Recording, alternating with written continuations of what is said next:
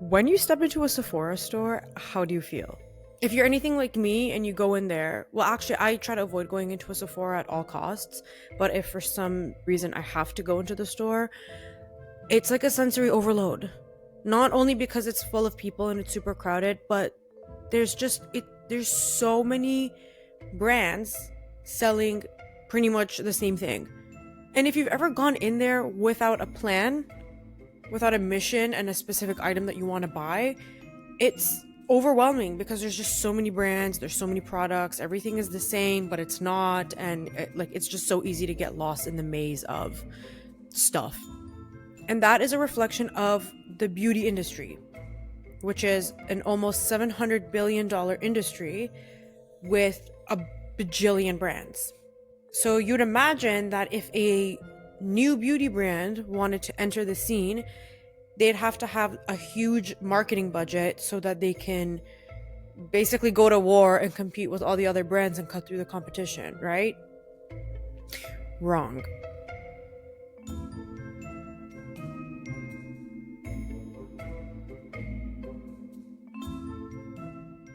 That's actually exactly what Fenty didn't do when they launched in 2017.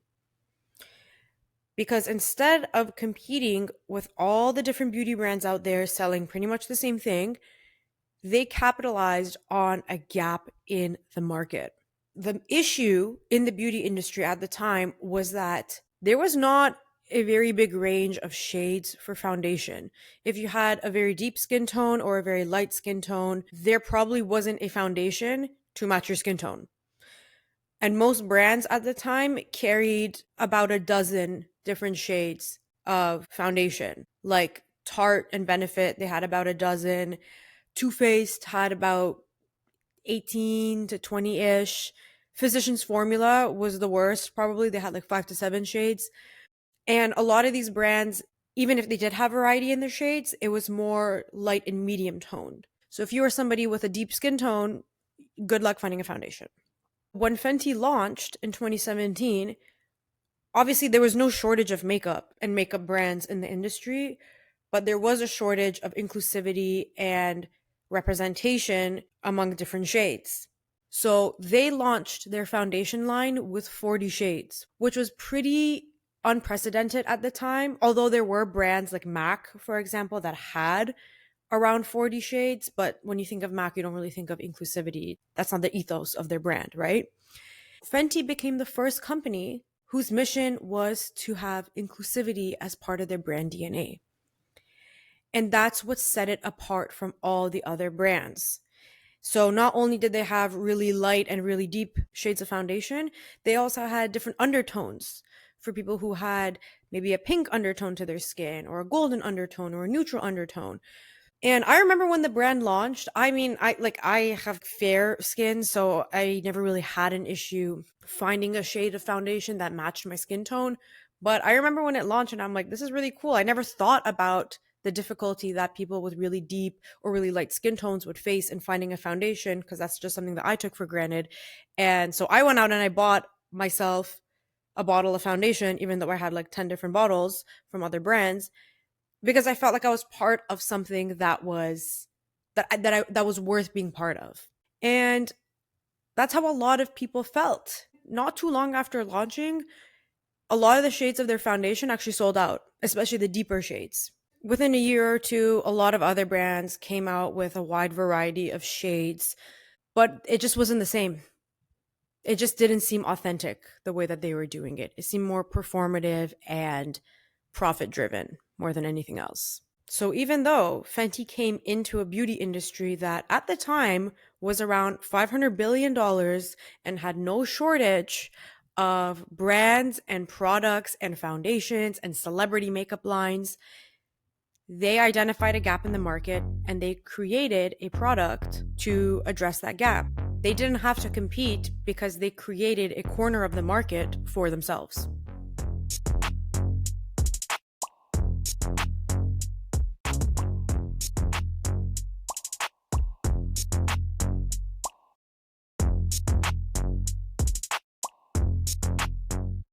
All right, I need to do my intro because I literally keep forgetting to do my intro. So, hello everyone.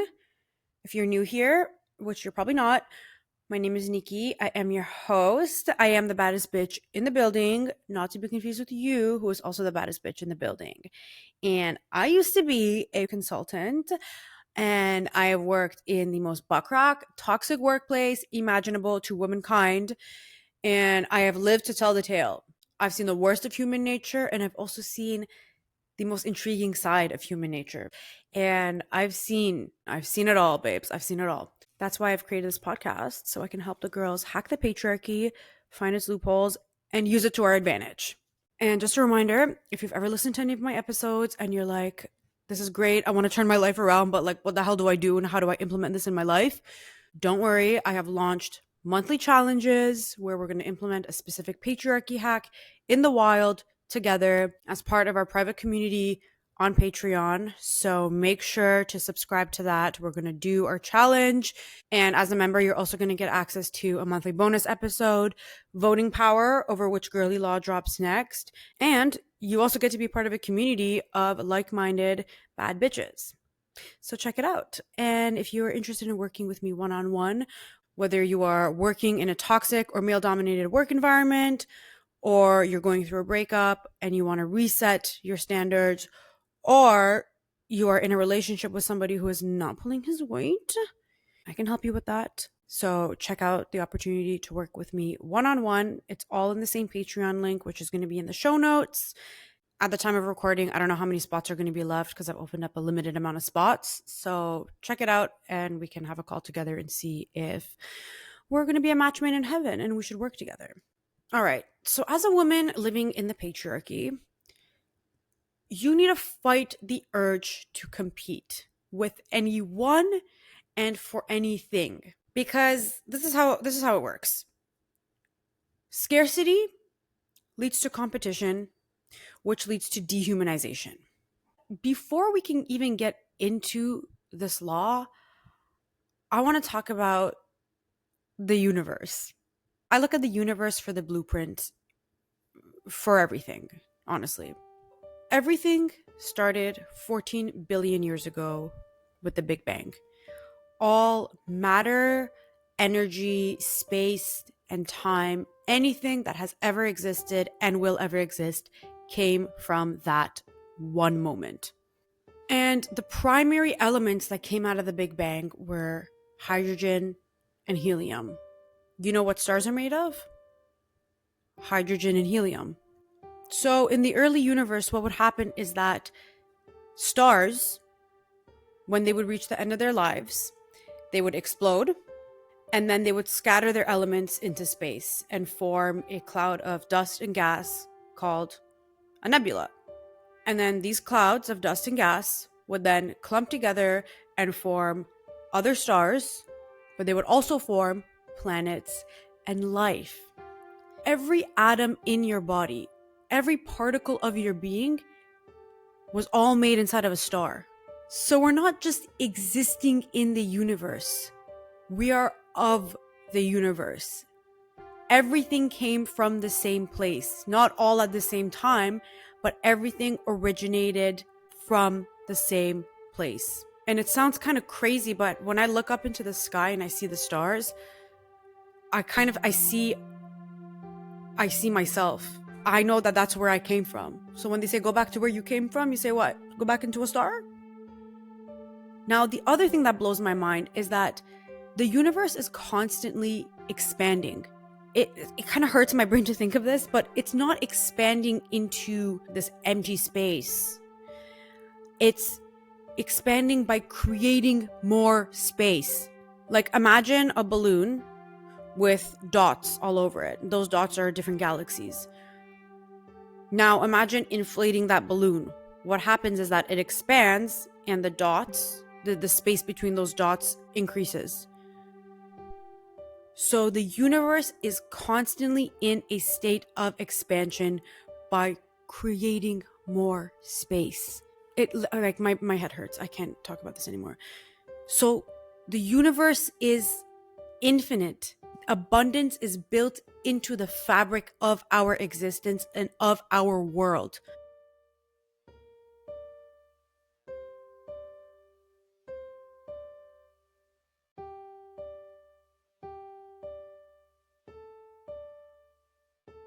So let's go back to Earth and apply this to the patriarchy. It seems almost stupid now. Like we're talking about these crazy concepts of the universe, and now we're like, okay, let's talk about the patriarchy. You might be thinking, okay, what does all of this existential stuff have to do with the patriarchy? The patriarchy is based on zero sum thinking. Okay, that's the belief that there's only a fixed amount of success, power, attention, or value. There's a fixed amount of things to go around. So if somebody gets more of something, that means you must get less. That's what zero sum thinking is. It's the complete opposite of abundance, an abundance mindset. But this zero sum thinking is actually in direct violation of how the universe operates. Because remember, the universe is infinite and operates on abundance. That's built into the fabric of our existence. So it doesn't even, like, zero sum thinking does not even make sense. And this thinking is based on a scarcity mindset. In this society, we're told that a lot of things are scarce, especially men. We're told that men are scarce. In last week's episode, when I mentioned how my aunt is always pimping me out and trying to get me to find a husband, it's based on this mindset that if you don't act soon and if you don't find a husband soon, all the good men are going to be gone. Once you pass 30, all the good men are going to be gone. And that's based on scarcity. But we're not just told that it's men who are scarce. We're told that worth is scarce, power is scarce, opportunities are scarce. Everything, this scarcity is built into the way that we are conditioned. So we're brainwashed to think that if somebody else has something, you can't have that. Oh, I'm at this party and there's a girl who's prettier than me. Oh my God, it means that I must be less attractive because there can only be one really pretty girl in this room. Oh, she got a promotion? Oh my God, it means that she took that opportunity away from me. Now I can't get promoted. And that's why a lot of the time I introduce myself by saying, I am the baddest bitch in the building, not to be confused with you, who is also the baddest bitch in the building. Because there can be multiple bad bitches in the building. There is no law, there is no rule on how many bad bitches can be in the same building at the same time. So scarcity and competition are so ingrained in the way that we operate now, especially in this hyper capitalistic world that we live in. Like the capitalism is not doing us any favors either. You know, like when you're trying to book a hotel room and magically there's always only one room left, or when you're online shopping and you get that little pop-up that says, hurry, only 2 left in stock. So that doesn't help us either. And that actually exacerbates this scarcity mindset that a lot of us have. So the hack is in realizing that competition and scarcity are artificial. And not only realizing that, but removing yourself from that rat race, from that competition. And what is the opposite of competing? If competing is begging and fighting and undercutting people for scarce opportunities, the opposite of that is creating your own opportunities. So if you're in the rat race and sometimes you come out on top, sometimes you lose out to other people, that means that you sometimes get rewarded and you sometimes get penalized by competing. But by creating, you will always get rewarded because you're operating in harmony with nature. You're operating in harmony with the very fabric of the universe. So the hack is realizing that no one has anything that you can't have. And very few people are going to exit the competitive plane and enter the creative plane. Most people are going to be in that rat race their whole lives because they think that this is nature and this is how things work. And I hear things like this all the time. Oh, I have to take care of people for the rest of my life. That's just my job. Oh, I have to work a 9 to 5 for the rest of my life. I can't do anything else. Says who? You don't have to do anything. You don't have to do anything. We come from the stars. And that's social conditioning that makes us think, that brainwashes us into thinking that we're stuck in a certain way of life or that we have to compete for something. That social conditioning is like a switch that dims your light. Okay, it's the world that is painting us gray, like I talk about all the time. You're born colorful. You're born with your light shining. It's the world. It's the social conditioning. It's the patriarchal conditioning. It's the cultural norms and values that paint us gray. And a lot of people don't realize that they've been painted gray. They don't realize that they can break out of that and they can be colorful again and they can have this aura that glows around them. They don't realize that. We have to reject this artificial sense of scarcity that's been pounded into our heads. Okay. And there are certain people who are more susceptible to this line of thinking than others. For example, if you grew up in poverty, or if you grew up with a lot of siblings, or if you grew up being the youngest sibling out of a lot of siblings, then yeah, conditions like that are going to make you more likely to be thinking along these lines of scarcity. But what scarcity does to us as women in a patriarchy is that it creates competition among women. I remember one of you DM'd me months ago. I think this was like in January or February. You DM'd me saying that you really want to hear me talk about competition among women on the podcast. And I told you before, every time I get a message from you saying or suggesting that I talk about something on the podcast, I always write it down in a Google Doc. And maybe I don't get to it that week or that month or that quarter, but I will get to it, I promise. And I really wanted to talk about competition among women. And I'm so glad we're doing it now, because this scarcity teaches us to see other women as competition. And what does that do? It prevents solidarity. It prevents allyship. It debilitates us through jealousy and envy. And what pisses me off the most is that you don't see this same sense of competition among men.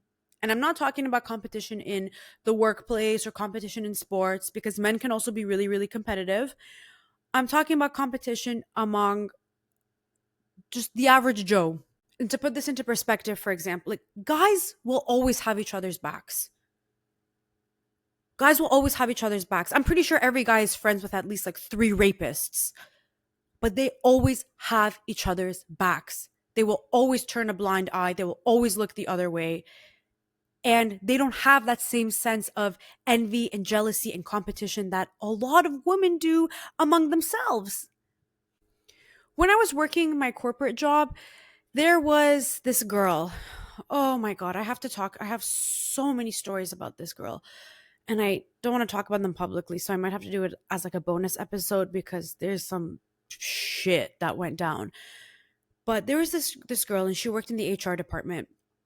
And you know that I compete in powerlifting, and she lifted weights recreationally. If you know me, I encourage every single woman to lift weights. You don't have to compete in powerlifting or bodybuilding or weightlifting. Just go to the gym and lift some fucking weights. And she was threatened by me. I think in some sense she was envious or something, because as soon as she found out that I competed in powerlifting, she completely stopped talking about her going to the gym.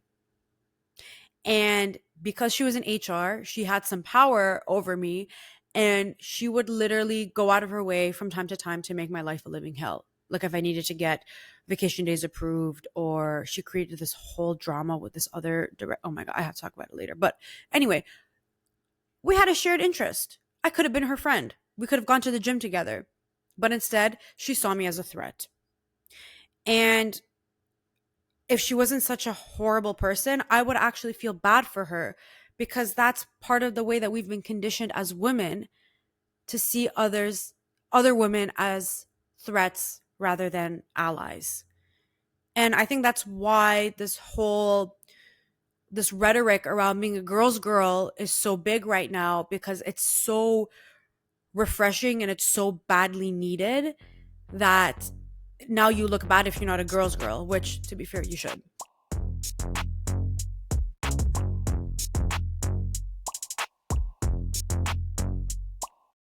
So that's the competition among women. The other piece of competition is that we are always in a state of constantly proving ourselves. When we are in this rat race, we're always trying to prove ourselves, whether it is proving ourselves to a boss, proving ourselves to a man, God forbid, proving ourselves just to other people who then have their own biases and prejudices and agendas and preferences, which are all inherently extremely fickle. and out of our control. So when you are competing for things, you're putting power in someone else's hands. You're proving yourself to somebody by their standards. As a woman, this makes literally no fucking sense.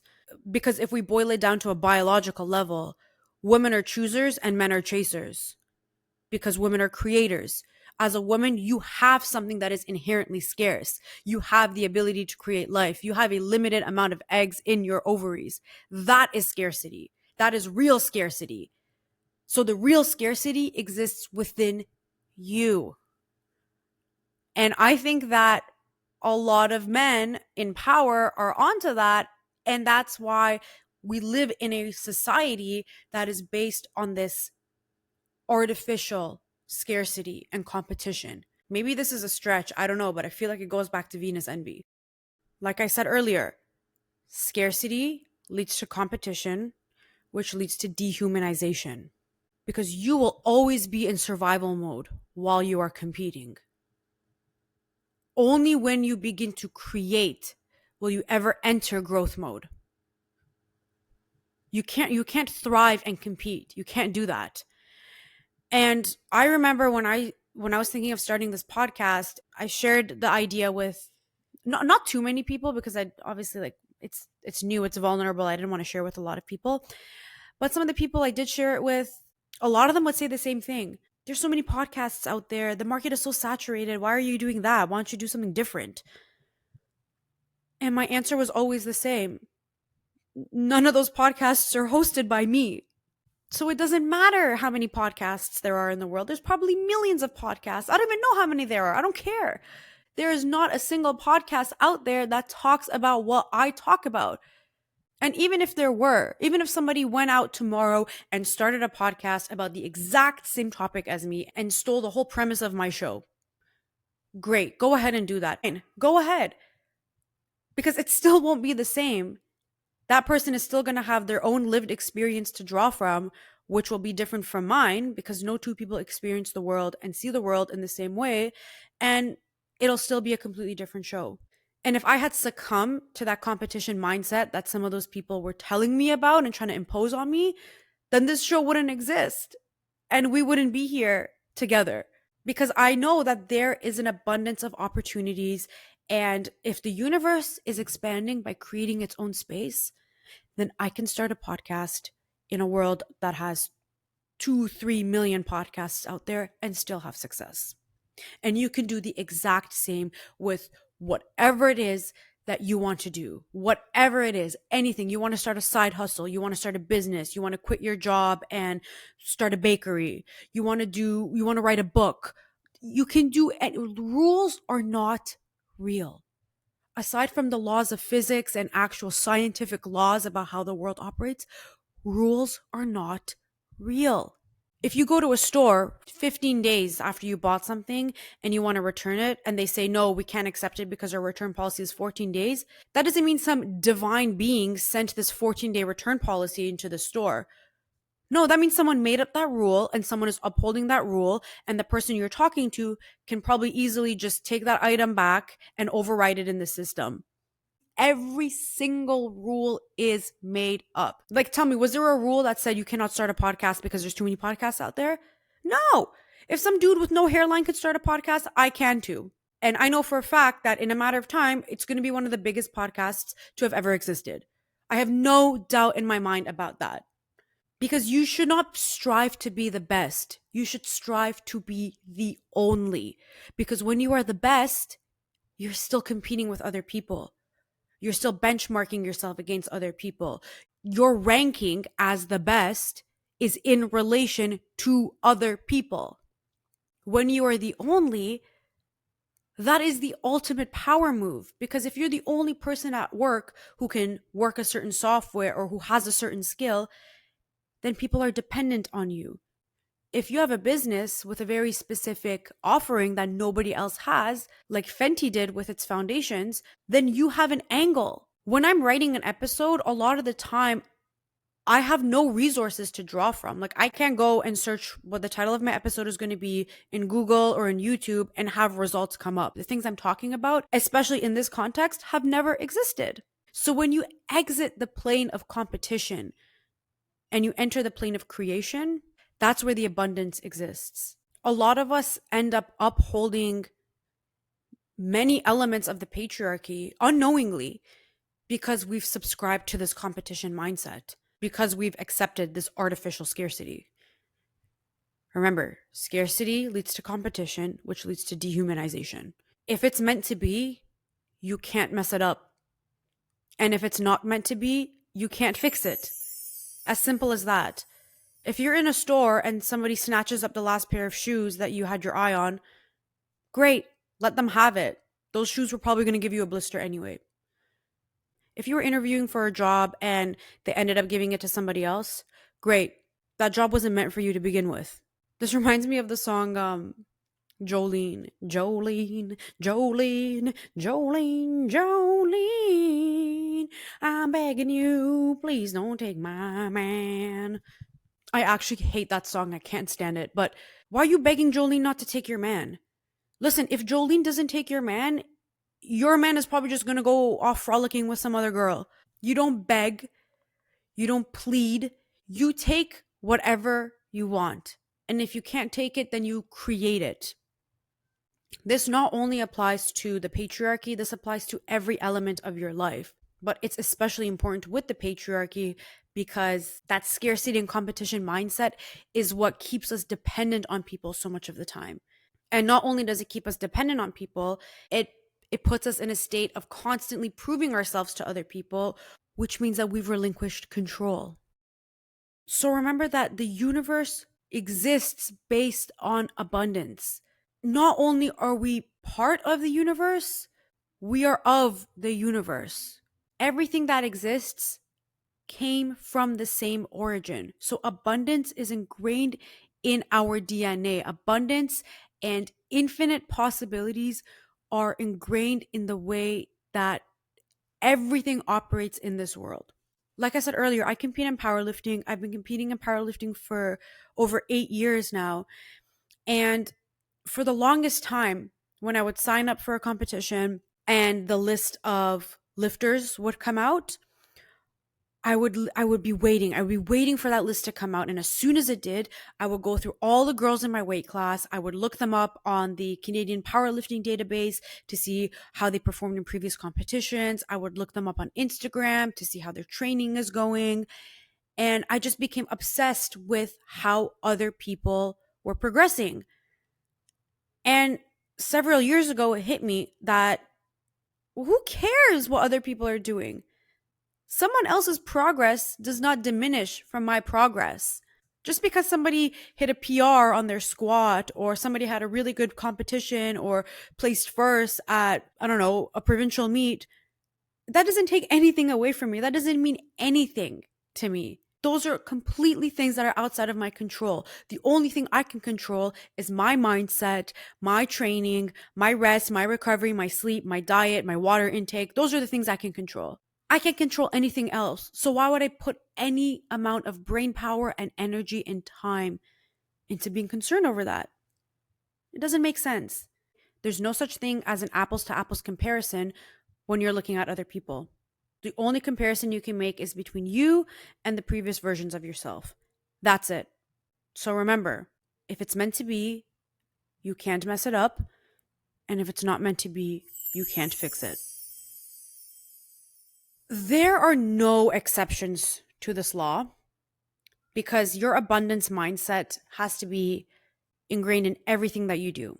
It might take a little bit of time and it might take a lot of unlearning to really internalize this and believe in abundance, especially depending on how you were raised and what your upbringing looked like. But there are no exceptions to this law. This is one of those rare laws where there's no exception. You have to have an abundance mindset in every facet of your life, every element of your life. Because remember, you're literally a star. You are a star, babe. You are a star. So you have to always make sure that your light is shining, and your light cannot be shining when you're in survival mode and competing in this fuck-ass rat race. Let the men compete in the rat race. Let them compete. You have better things to do. You have opportunities to create for yourself. So, baddies, I'm going to end this episode here. Just another reminder to subscribe to the Patreon if you want to join our community, or if you want to work with me one-on-one. And also to subscribe to the Baddie Brief if you haven't, which is my twice monthly newsletter where I send a little reminder for a patriarchy hack that you probably forgot about from the previous episode. It's literally like a 1-minute read. And don't forget to drop a 5-star rating, not to be confused with you, who is also a star.